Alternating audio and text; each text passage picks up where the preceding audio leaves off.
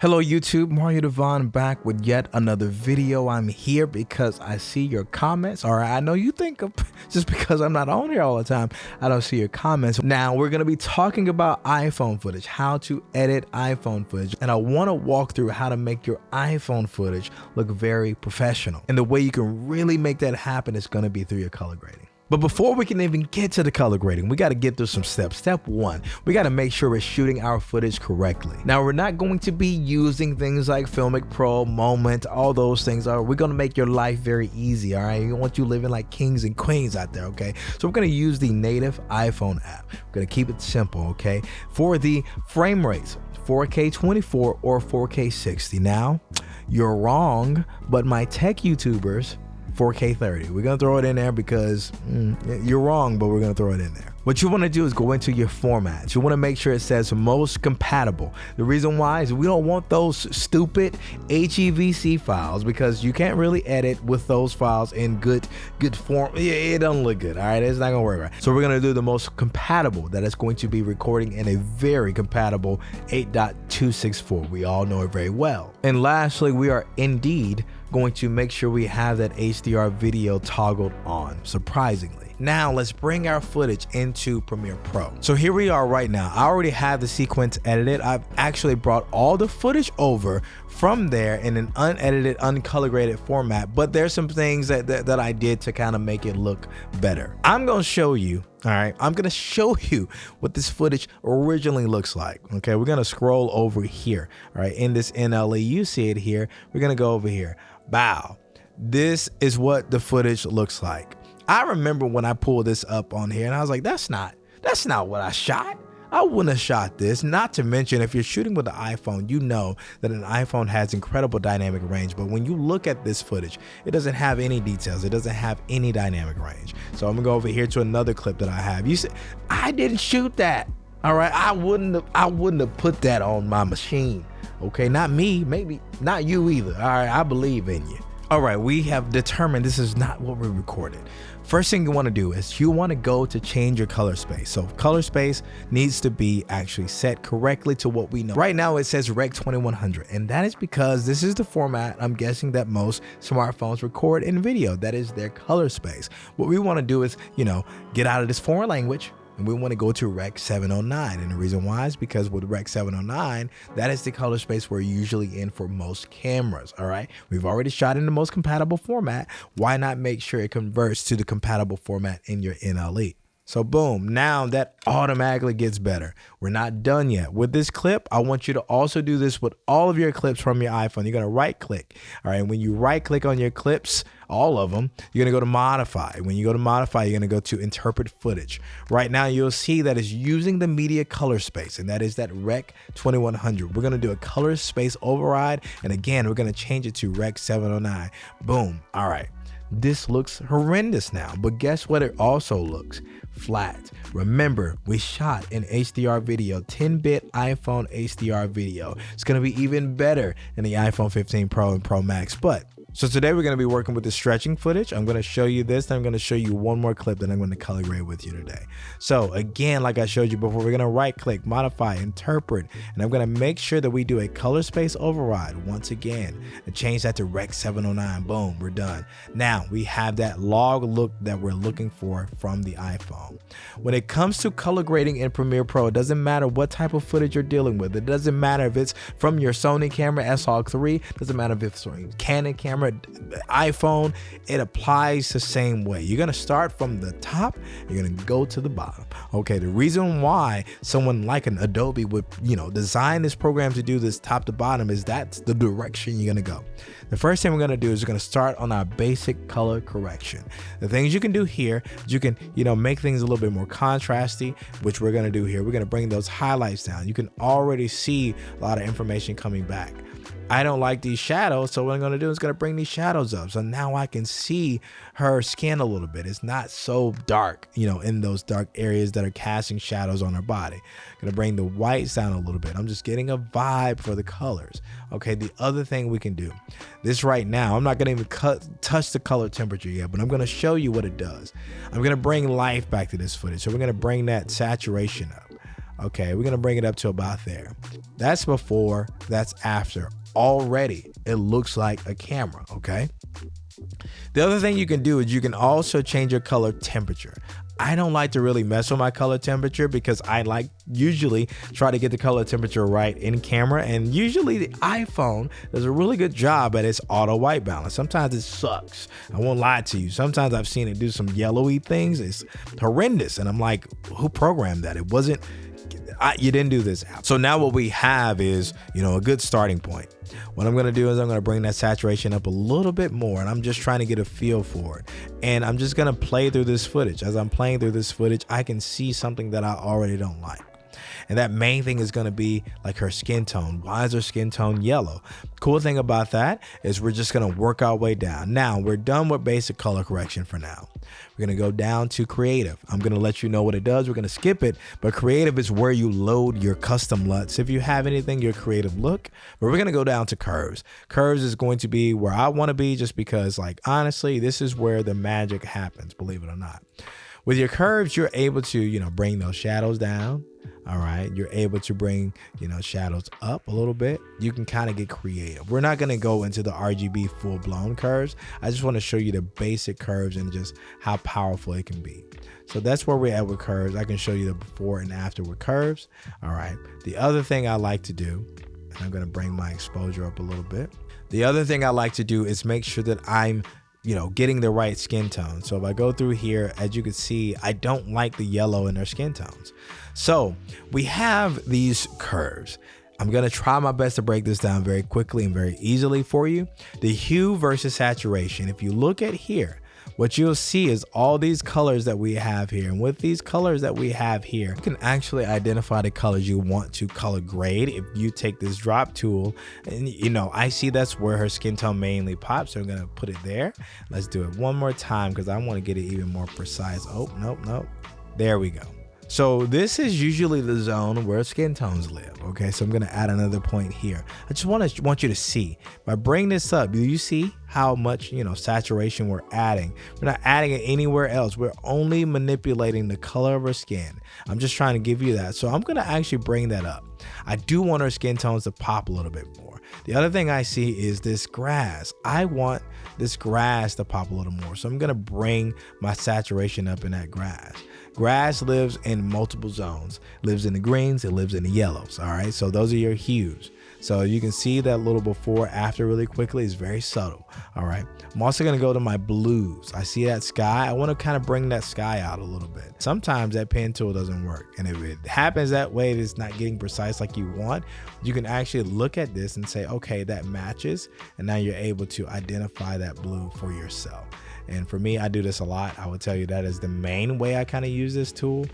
And I know I just went all everywhere, but you can see that this is the difference in your color grading already.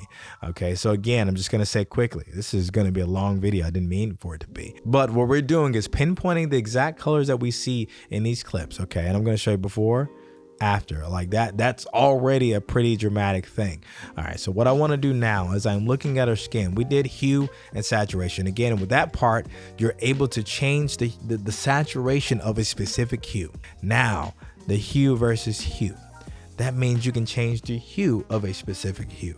So the hue that I want to change the most is going to be the yellowy. Why is the skin so yellow? Okay, so we're gonna go ahead and pinpoint the skin tones. You see, so now what I'm able to do is I'm able to change the skin tones.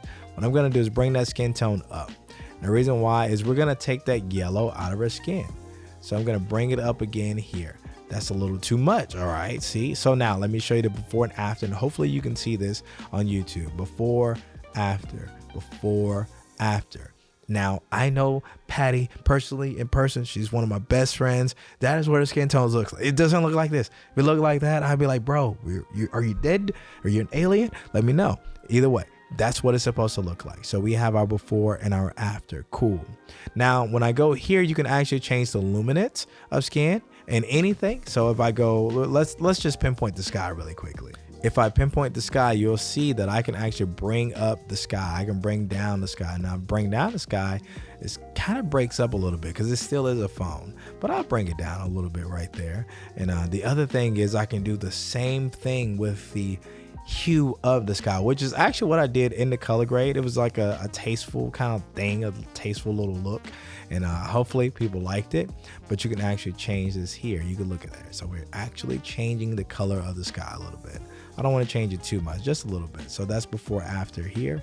What I can do here is I can do the same thing as in this blue area. I can change the luminance. All right, that's really just the brightness of a specific color. So for now, we're gonna skip these two down here. I don't think a lot of you are gonna be using that one very much. So we are done with curves. I wanna show you the before, the after. Cool. Now for the color wheel, okay, what color wheel is pretty much how you set the mood. This can apply to your shadows, your midtones, and your highlights. I'm gonna move this thing around so you can at least see what it does. So if I bring it around, you can see that it's adding, like I'm bringing this up, it's adding pigments of red into the entire shadow areas of this. So I can do before, after. You can see the red tones, you know, and I actually like the way that looks a little bit. So we'll actually bring that down some. I like the way that looks. All right, so your midtones, let's talk about that really quickly. Think about your shadows and your highlights. Your shadows are your darkest part of your image. Your highlights are going to be your, your brightest part of your image. So the midtone is a pretty wide range of things. So you'll see as I'm moving this around, it's kind of changing the color of everything. All right, midtones is a very strong area to make some changes in the color wheel. Now, when you look at your highlights, I want you to look at the brightest part of your image. All right, you'll see that even in this corner, if you look over here in this corner, you can see that color changing. You can see the vibe changing in the color. And that's because it is our brightest part of the image. You can also look at her shoes and her socks and, just any area that's really bright. You'll see it changing. So I don't like to change that much in most cases. It's very rare that I'm changing the highlight tonality. The other thing is you can actually use this toggle here to bring those highlights up and down. The same way with those shadows, you can bring it up, down, and that'll actually add more of an effect to your color wheel adjustments. As you can see, like as I'm adjusting that midtone, it's almost like I'm bringing the entire image up. All right, but we don't want to do that. So I want to show you that before and after, before, after, before, after. Okay, so I'm gonna take this. All right, we're gonna take this, what we'll call a preset, and I'm gonna apply it, all right, to the other one. Let's go to this clip here. Let's see what we can do. So we're gonna bring this down, and as you can see, we got some work to do because this doesn't look like log, does it? So we're gonna go over here again, and then you're gonna see that change once again. That is the med ball video here. And what we're gonna do is we're gonna right click. Again, we're gonna go to modify. We're gonna go to interpret footage. When we interpret that footage, we're gonna color space override. Yet again, Rec 709, bow, boom. Now we got that log footage back. So I'm gonna do the same thing. The first thing I see in this clip is, man, the highlights are really hot. So we're gonna move around so we can get just a different look at this clip. So it's hot. So I'm gonna bring that exposure down. I'm gonna also bring that contrast up. Gonna bring the highlights down. So I'm gonna bring those whites down. So let's actually bring this out a little bit. Bring those shadows up. Again, it is a very hot clip. We're gonna bring that saturation up. We're gonna bring it down to our legs so that I can get a better calibration on our legs. So that was just the adjustments here. So love that already. It's already better. Let me show you before, after. Let's come down a little bit.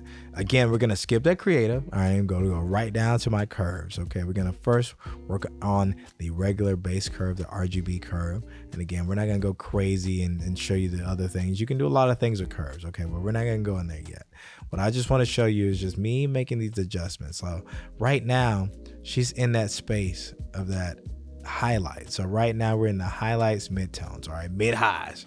And what I'm gonna do is I'm gonna take this point, I'm gonna bring it down. As you can see what it's doing to her skin right now. It's actually bringing that hotness down a little bit. So even when I go further into this clip, and you can see it's on her face, we're bringing that hotness, that new hotness, we're bringing it down a little bit. All right, so we're gonna bring that saturation up a little bit more. And guess what? We're gonna go to that curve again, and I'm just playing around with it. You can see you can do all kinds of things with curves when you really spend time with it. So that's the other thing, is I want to make sure y'all are spending time with these programs. Spend time with them and see how everything works. So that's our curves so far. So now what I'm gonna do is the same way we did before. So I'm gonna pinpoint these colors. I know where skin is, so I'm gonna go here.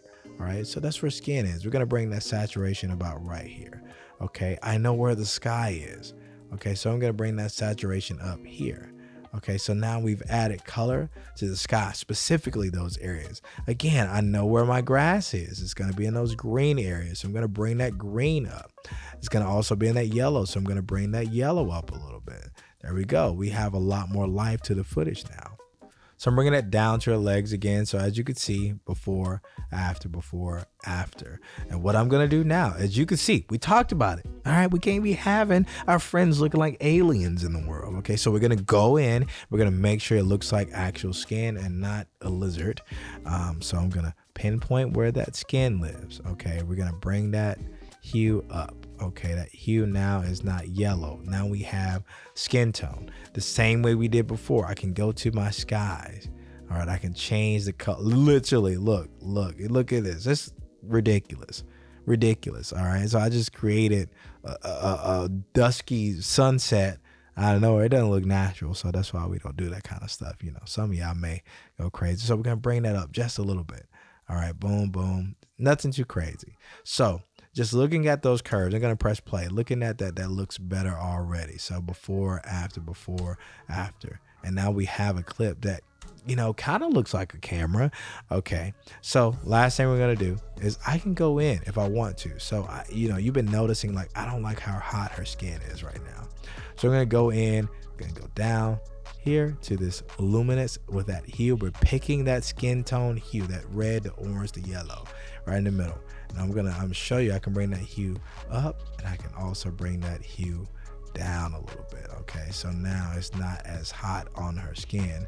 So now we have a decently balanced skin tone. So I'm gonna show you that before and after of just right here. So before, after of that luminance. Okay, again, I did not mean for this video to be this long, but I just wanted to make sure I got everything out to show you what it could all look like. So if I go through my clips, I'm going to go through this first one here. As you can see, boom. All right, it looks like a real clip. It looks like a real video. That's before, after. We did some work to it. We really transformed the footage to look like something better than just a typical iPhone footage. So we're going to go from that clip, and we're going to show you the second clip that we worked on together. Look, before, after. And you can see that we have added life to this footage. Again, this principle here, let me move this mic over here so I can talk to y'all. This principle applies to any of the footage you have. It doesn't matter if it's your Sony FX3, your FX6, doesn't matter if it's your Canon M50, doesn't matter if it's your iPhone. Imagine you being a content creator that mainly uses their iPhone. You're like, man, I want to spice up my footage. If you add some of these color grading principles from your iPhone to this footage, I guarantee you'll be shocked at the results that you get and how much this looks like a real camera. So there you go. I gave you another editing video. I hope you all enjoy it. I hope you got something out of it. I hope you even learned some principles that you can apply to any of your footage that's coming from any camera that you own. But please like, comment, subscribe to your boy, as I always say, and I will see you all in the next video right at this desk, more than likely. Peace out.